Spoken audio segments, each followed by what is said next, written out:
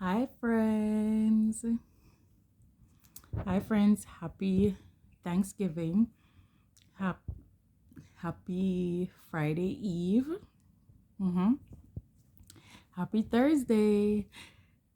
I'm Shay, and this is Has God Been Good or What? And I'll be sharing a testimony today, of course, of God's goodness, His faithfulness, His kindness, His love, His great mercy. I hope you've been having a great day, an excellent day. If you're celebrating Thanksgiving, I hope you did not overeat. And if you did, get some rest. So, I wanted to record this video from earlier today, but it was busy and it was so cold and it was snowing. It was snowing yesterday and it was snowing today. I think this is the coldest I've ever been, like, in my life. So I did not go outside. I went out this morning just to feel what it was like because I do that every morning. But I was like, I didn't, well, I went out there this evening, but that was for something specific. I was not able to go sit outside. Plus, it was a little busy, as I said before, so I had to wait. Now I'm all warm and cozy. So let's get into it. This one is a little detailed, so I am going to try um, to summarize as much as possible without leaving out too much details because sometimes the revelation, the solution, sometimes what sets a person free is in those little details or what we consider to be small details. So let's get into it. I'm going to try and do my absolute best with the help and guidance of my bestie, the Holy Spirit, of course. All right. So I have hinted or spoken about a relationship that I was in for 7, 8 years, I would say. Um, six going 7.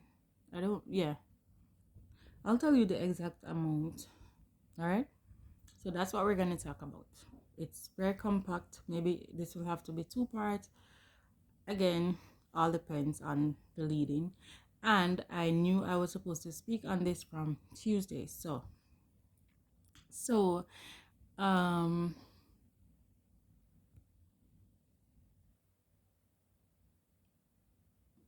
you know how Jeremiah 29:11 says, "For I know the plans that I have for you," says the Lord, right? So we have plans, and God has plans for us, of course. Before we are formed in our mother's womb, He knows us. He knows the plans that He has for us. All right. Now, when I was growing up, my plan was that when I reached 25, I would be married. I think I wanted to have 2 kids. I would be a bank manager, right? And one thing that as I got older, one thing I always said I would never do is date someone that's already in a relationship or date someone that's married. So I want you to remember that. No, when I got older, I don't remember. I think I was 23.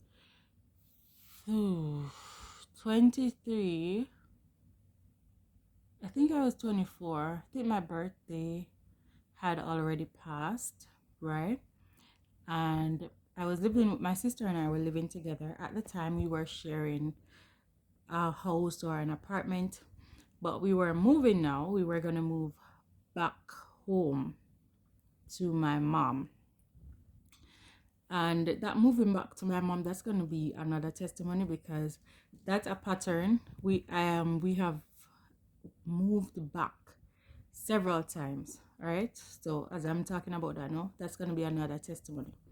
Now, in order to move back, my mom said she knew someone who had like a van who could move our furniture. So that day, I'm just jumping right into it. There's so much more, but that day, I was waiting for the person to come. Waiting, waiting till they came in the night, right? He came in the night.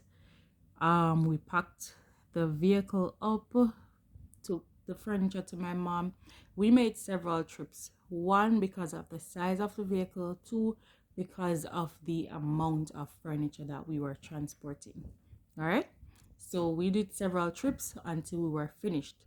Now, when we did the final trip, I took some money out to pay him.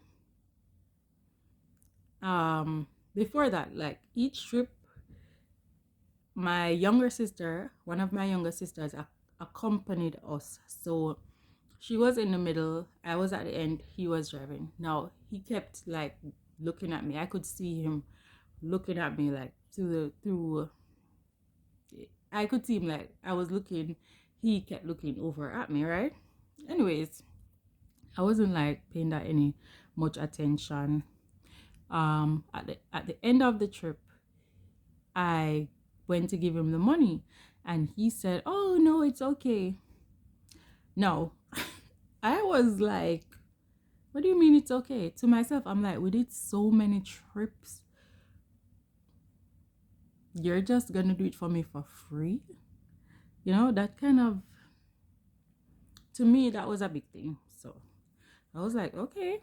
So I am I was working in accounting. I've been working in accounting ever since.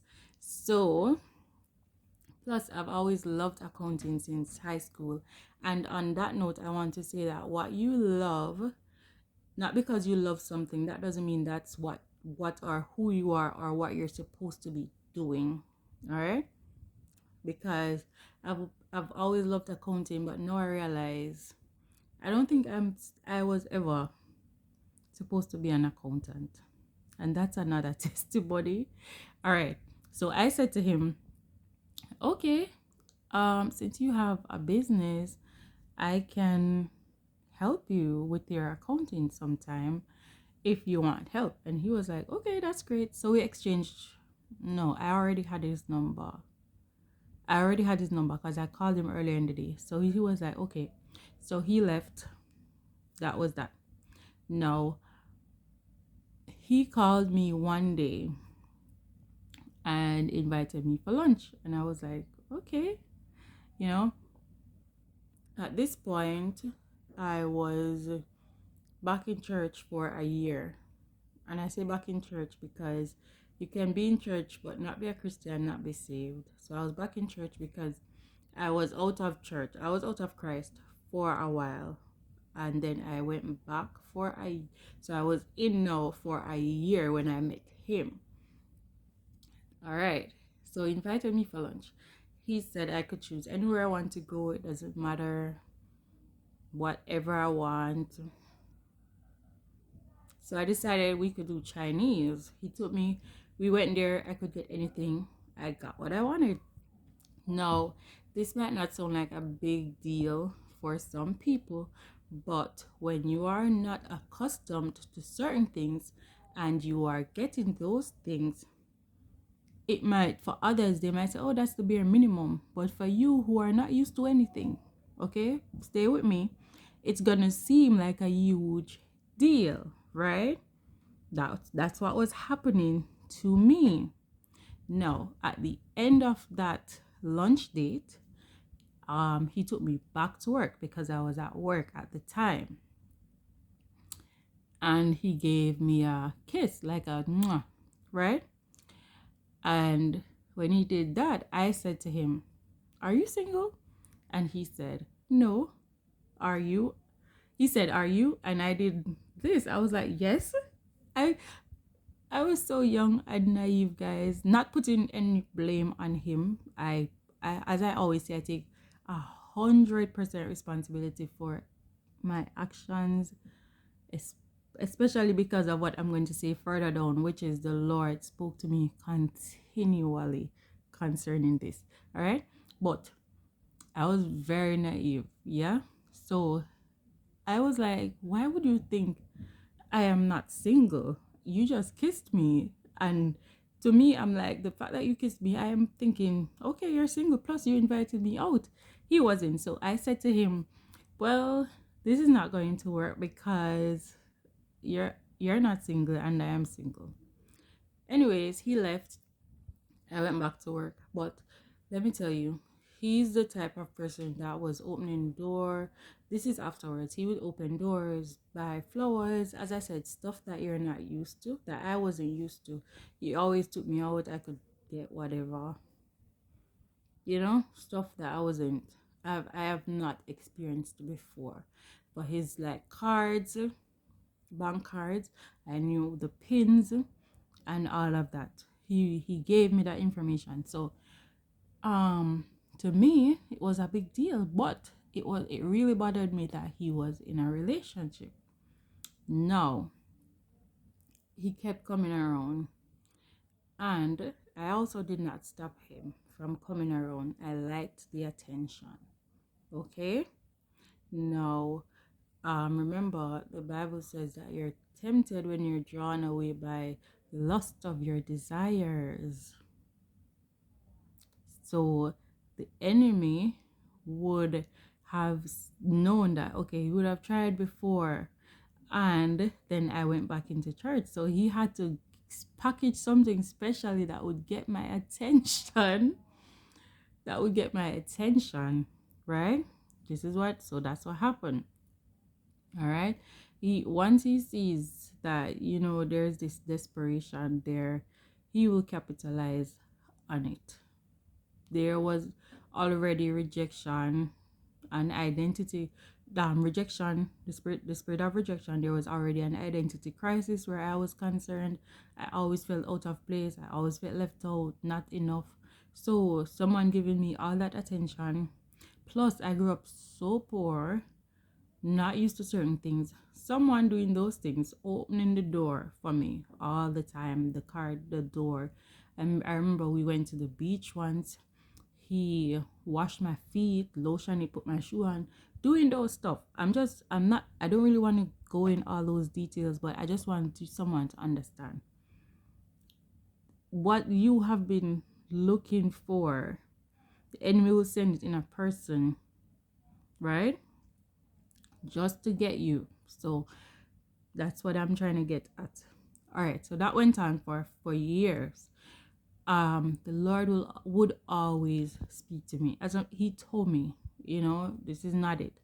And it got to the point where the person started to hurt me by their actions, not physically in terms of like to hit me, but his actions started to hurt me bad. Plus, as I said at the beginning, he was in a relationship. Now, strange enough, he would always be where I was, like in the initial stages. He would always pick me up from work. He would take me wherever he's going. He has his own business, so he would take me with him. On weekends, I would be with him. Now, remember when I said that little girl had said she would never date someone who was with someone else? My words came back to judge me, right? Because I was indeed with someone who was with someone else. So a lot was going on. Okay, fast forward to a few years. How many years? I think no, not a few years. 1 year. I I felt like I had enough. So I said, you know what? It's not gonna work. Let's end it. I said that. Um, I don't know. No. For some reason, we ended up. I think I called him, and I don't know why. To myself, I thought, you know what? Maybe if we have like a child, things would change. Yeah. So I ended up getting pregnant. I have my son. Um, During the pregnancy, he became distant for the first few months. And this is so transparent. Yeah, he became very distant for the first few months. I would hardly see him. No, people would notice, of course. People are gonna notice, people are gonna talk. Of course, with sin comes shame and embarrassment. Yeah. So I was on my own now. Alright? Pregnant. My pregnancy was high risk and I was sick almost from the day I found out until the day I gave birth to my son. Every day I would be throwing up constantly. I had to be on um medicine. Every time I went to my OB, there was something else. Okay, so at first it was once a month, I think, and then twice per month. But every time I went to her, something was wrong. I was always on medicine, medication. There was always something, and I could not keep anything down. The moment I smelled like chicken, I would be sick. I would just be throwing up in the bus, wherever, throwing up. Okay. I knew I was having a boy child. I think I did that testimony already because I did not find out until 30 days to be exact. No, 22 days before I had my son. That's when they confirmed via ultrasound that it was indeed a boy. But long before that, I decided it was a boy. The only name I had for him was Micah. I had 2 baby showers. I got all my boy stuff, and on my and then I eventually had a boy. All right. Now about 6 months into the pregnancy, he came back around and we hit it off again. Now I had the baby. About 8 months, he withdrew again. Listen, oh God. And then I had Micah. He came around a little. Hardly came to see us, but he would always ensure that we had money, right? So he would send money to my account. All right. Now we go on like that for a while, and then we get back together. Now I want you to understand that I was facing a major identity crisis. It was more than even just identity. There was like very low self-esteem, because when you think about it, why would you allow someone to continue treating you that way? He left when I was when I got pregnant. He disappeared. I mean, he didn't disappear like he wasn't in the country, but I hardly saw him. And he wasn't helping at first, right?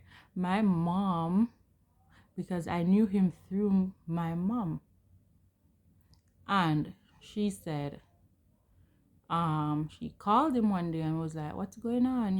Why aren't you helping? What, She said she felt so bad for me, she had to call him. And I'm just being very transparent with everything I say. That phase of my life is long over. And of course, God has delivered me. I'm also not trying to make this person out to be a bad person. I believe he is a good person, and the word good is very relative. And we know that it's the spirit behind the person, right? Because I was not supposed to step into my calling or my destiny. I would have been in that ring roll, like going around and round and round, if the Lord had not delivered or and set me free. But and I say good is relative because I do believe he's a good person based on worldly standards. And people can have some attributes or characteristics that we see in the Bible, but not all of them. All right, helpful, like stuff like that. Now, fast forward to, as I said, I have my son. We get back together. We're just continuing. I would be in depression. So I would be so depressed at times because he's still with the person. I don't know if they're together. I'm not making excuses, but listen, I know they live together. And he's always where I am, just like before. He's always where I am. He's always picking me up. He's always where I am.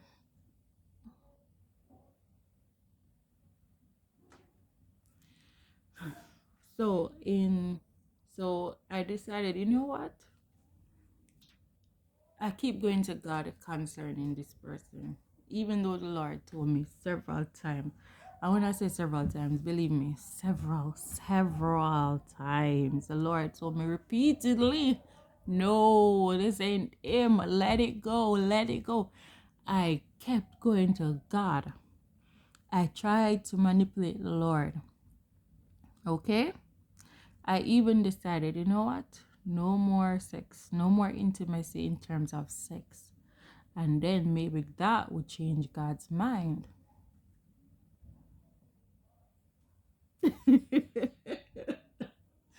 All right. So I did that. I think for a year. And he was still coming around. He was still coming around. He was still where I was for that year. And the Holy Spirit is my witness. We were not having intercourse. But he would be where I was, pick me up. So you see how deep this is, because he wasn't letting me go, and I wasn't even having sex with him anymore, because I thought, okay, God would see that I am keeping myself, and he would give this person to me. No, it doesn't work like that. All right, and then I made my mind. I think um there was so many teachings that I received during this period also. As we are celebrating Thanksgiving, I'm very thankful for my church and my pastors. But shout out to them. I received so many teachings, and one day it's like something just clicked in my mind. Of course, all those teachings and my personal time with the Lord, because I started spending intentional time with the Lord and studying and reading His Word. That was actually renewing my mind, right? And one day I was just like, no, I don't want this anymore. I was like, what am I doing? I remember I remember throughout all of this, it's almost as if the Spirit of the Lord was still with me. I knew His presence was there. And I remember a time came where it's almost as if I no longer felt God's Spirit. And I became terrified. And I remember crying to God for mercy, because I also recognized that the Lord wanted to use me for my family. Right? So during this time where we're no longer having sex, which was like a big barrier, so I couldn't hear the Lord. I was spiritual blind 100%. But I recognized that I needed to be the one to make some changes in my family, right? No, there came a time like it's almost as if the Lord had said, you know what, enough. This is just I'm just telling you what it felt like. And I became terrified. I said, God, where are you? And I remember crying for mercy. I said, I don't want to be like Moses. I said, I don't want to see the promised land and don't make it over there. And I said, Lord, you don't have to move on to the next generation. You can still use me. And I thought about the fact that my son at the time, I don't remember how old he was, and my nieces, they were so young. I'm thinking to myself, for them to wait to grow up, to to grow in the Lord, to learn about the Lord, to understand how this life works, and then to struggle to like free themselves. I said I cannot do that to my son. I said no, I have to make the change now and start teaching him. I have to start living a God fearing, God honoring life. Then I also have to start teaching him so that he doesn't grow up wondering why he was born in this family. He doesn't grow up fighting and just confused. I said, no, I have to make the change. And so I said, you know what, this has to end. No more back and forth. We're all in. It's all or nothing now. And I committed myself to the Lord. And I know that it's not even me. It's the Lord that was like, it's the time. And even now, when I look at myself and where I am, God has shown me severe mercy, great mercy. He has added speed to my life since I have recognized, since he opened my eyes spiritually, since I have cried out for mercy. He has answered and he has added speed to my life. I'm telling you. And the time is gonna be up. Oh, there's so much more I haven't even said as yet. But I just want to say to someone, flee from sin, flee sexual immorality, flee fornication. I went into all those details because I want you to know that no, this temporary pleasure is not worth eternal damnation. The temporary pleasure, it's not worth it. No matter what the person does, he or she, no matter how much they give you, no matter how they make you feel, flee from sin. So I also shared that by in all of this I had made this person my idol because anytime anything happened, the first person I would call was him.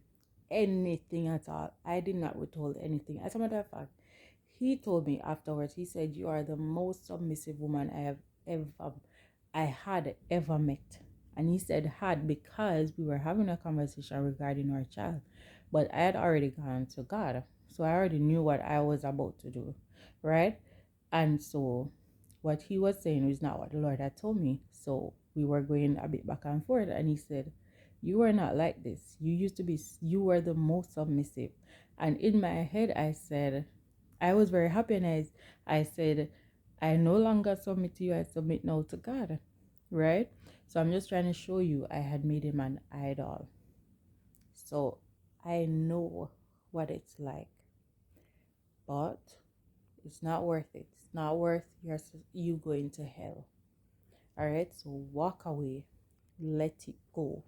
I definitely feel like I have to talk some more about this, but I literally have 2 minutes because the storage on this phone is full, guys. Should have used the other one, but let it go. Serve God now. Serve Him with your whole heart. There is so many things that I have experienced over the course of my life and now I give God thanks for those experiences because I can approach or encourage anyone through a testimony. Yeah. I have an accounting degree. I have done housekeeping. I can meet people on levels because of all the things that I have been through. Of course, when I was going through them, I felt shame at some point. I felt embarrassed. I cried out to God. Some of the times I threw tantrums. Some of the times I was angry with God. But none of that has been wasted. Even what the enemy meant for evil, God turned around for good. Everything I have been through, the Lord is now able to use to bring glory to His name. I have less than a minute. And I am so happy that my life can give God glory. And I know that even now, where I'm right now, what I'm doing right now, which is going to be a testimony maybe next year, or I don't know how soon the Lord is going to wrap this up.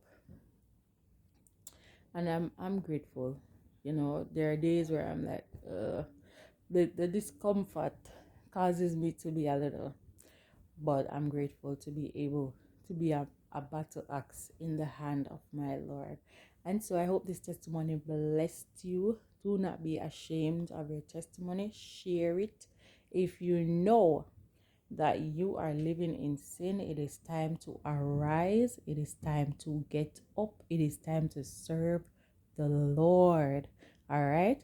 There is a plan that God has for you. Your plans, you can only know his plans by seeking him. You can't know the plan for your life on your own because you did not create yourself. You belong to him. So seek him today while he may be found. God bless you. I have 10 seconds and I have so much more to say. But bye. Thank you so much for listening. Mwah.